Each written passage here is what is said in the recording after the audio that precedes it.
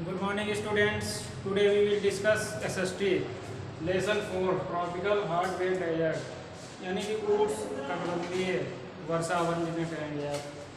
देखिए the climate जो आपका उष्णकटिबंधीय क्षेत्र होता है वहाँ पर बहुत अधिक क्या होती है, गर्मी पड़ती है। The climate is warm and wet, यहाँ जब बहुत अधिक गर्मी पड़ेगी तो क्या होगा, वहाँ पर बहुत अधिक बरसात भी होगी। इसलिए अब जब बरसात बहुत अधिक होगी तो उस क्षेत्र में क्या होगा, बहुत ही अधिक पेड़ पौधे भी होंगे, घने घने क्या होंगे, जंगल होंगे।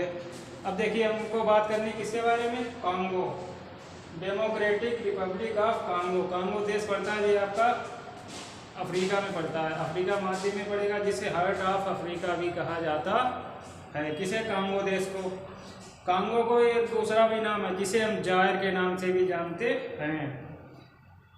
इसकी जो राजधानी है वो किंशासा राजधानी, किंशासा यानी कांगो की राजधानी है वो किंशासा है।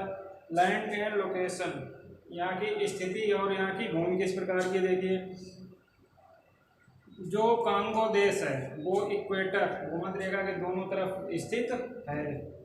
The major part of the country is covered by the world's thickest and largest rain forest, यानी कि जो पूरा देश है ज़्यादातर घने घने जंगलों से घिरा हुआ है।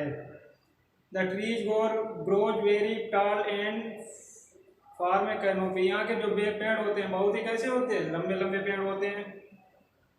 Sunlight does not reach the ground, यहाँ की जो जब पेड़ पौधे घने होंगे तो क्या होगा, सूर्य की जो रोशनी वो जमीन तक नहीं पहुँच पाती है। नेक्स्ट आएगा आपका क्लाइमेट।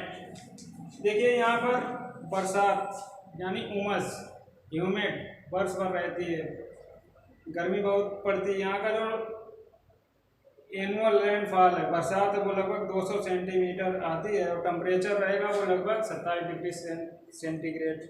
वेजिटेशन, यहाँ पर किस प्रकार की वनस्पति पाई जाती है। The hot and humid climate is excellent for growth of plants, यहाँ की जो क्लाइमेट किस प्रकार की, हॉट, बहुत गर्म और बहुत ही अधिक आर्द्रता वाली, इसलिए यहाँ पर पेड़ पौधे बहुत अधिक उगते हैं। यहाँ पर हमेशा हरे भरे क्या रहते हैं, पेड़ पौधे रहते हैं। किस प्रकार की वनस्पति पाई जाएगी, आपको इवोनी मिलेगा, महोगनी मिलेगा, rosewood, redwood, rubber, teak, coconut and oil palm trees मिलेंगे आपको। अब देखिए यहाँ के लोग फूड और क्रॉप, कौन कौन से भोजन और किस प्रकार की यहाँ का भी फसलें होती हैं। देखिए यहाँ का जो मुख्य व्यवसाय है कांगो देश का, the main occupation of the people is farming, यहाँ के लोगों का मुख्य व्यवसाय क्या है, फार्मिंग, यानी कि कृषि पर निर्भर है। दे प्रैक्टिस शिफ्टिंग कल्टीवेशन, वो किस प्रकार की कृषि करते हैं, शिफ्टिंग, एक स्थान से दूसरे स्थान पर, क्योंकि यहाँ की फर्टिलिटी यानी जो उपजाऊता भूमि है वो कम है। यहाँ की जो मुख्य फसल है वो क्या है आपकी, मक्का, राइस, राइस मीन्स चावल, ग्राउंड नट, मूंगफली, शुगर कैन, गन्ना, palm, cotton, rubber and vegetables, यानी कि जो सब्जियां हैं। लेकिन यहाँ की जो मुख्य फसल है वो क्या है आपकी, कसावा बोलते हैं, उनका जो मुख्य भोजन है वहाँ का क्या बोलते हैं, उसकी लैंग्वेज में कसावा बोलते हैं। इससे लोग क्या करते हैं, आटा बनाते हैं, आटा से फिर वहाँ पर क्या बनाते हैं, ब्रेड और रोटी वगैरह जो भी बनाते हैं। इसके बाद आते हैं वाइल्ड लाइफ, यहाँ पर किस प्रकार के वन्य जीव पाए जाते हैं। देखिए large variety of wild life is found in the forest of Congo, Congo के वनों में बहुत ही अधिक क्या होती है, विभिन्न प्रकार की जंगलों में वन्य प्रजाति पाई जाती है। आपके elephants, gorilla, chimpanzee, monkey, baboons, jaguar, leopard, hippopotamus,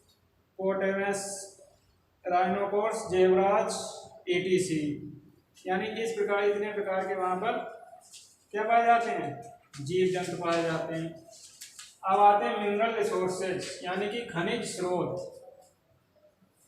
Congo is rich in minerals, Congo में बहुत अधिक मात्रा में खनिज पाए जाते हैं, सच है जैसे आपका copper, cobalt, tin, gold, zinc, industrial diamond, औद्योगिक जो डायमंड है, एंड यूरेनियम।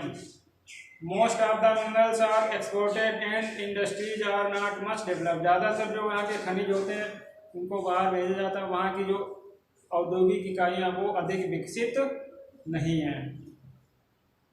कुछ यहाँ पर फैक्ट्रियाँ भी पाई जाती हैं, जैसे आपका textile, chemicals, soap, cement, paper and tobacco are found in the city. यानी यहाँ के विभिन्न शहरों में क्या होता है, कौन कौन सी फैक्ट्रियाँ मिलेंगी आपको? कपड़े की फैक्ट्रियाँ मिलेंगी, केमिकल, रासायनिक, सॉप, साबुन, सीमेंट और पेपर मिल, तंबाकू की मिल्स पाएंगे।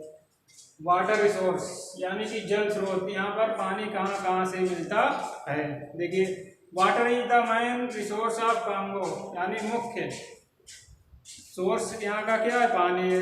The river Congo is second largest river in Africa after नील।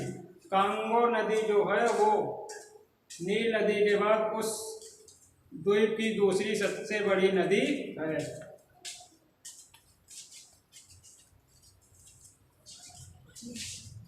ये नंबर ऑफ डैम्स, बहुत सारे यहाँ पर बांध बने हैं।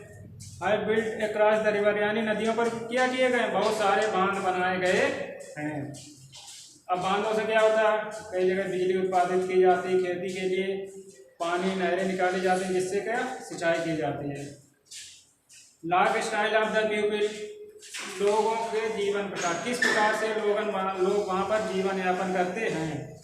The Congo river basin is densely populated, यानी जो कांगो क्षेत्र है वो क्या है? बहुत अधिक घनी आबादी वाला क्षेत्र है।